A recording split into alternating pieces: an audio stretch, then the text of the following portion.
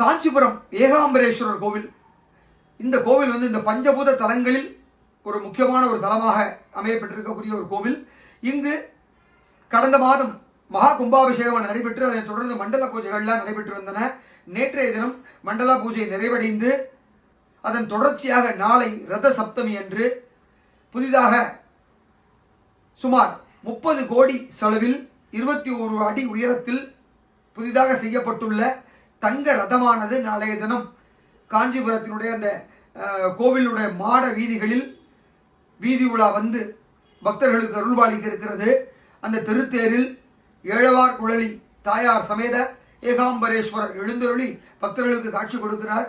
இந்த அற்புதமான வைபவமானது நாளைய தினம் காஞ்சிபுரம் ஏகாம்பரேஸ்வரர் ஆலயத்தில் நடைபெறுகிறது. எனவே மண்டலாபிஷேகத்தை தொடர்ந்து நடைபெறக்கூடிய அந்த தங்க திருத்தேர் ரத வடம்பிடிப்பு வைபவமானது நாளைய தினம் அரங்கேறுகிறது. வாய்ப்பு இருப்பவர்கள் நேரில் கண்டு தரிசிக்குமாறு கேட்டுக்கொள்கிறேன். நன்றி.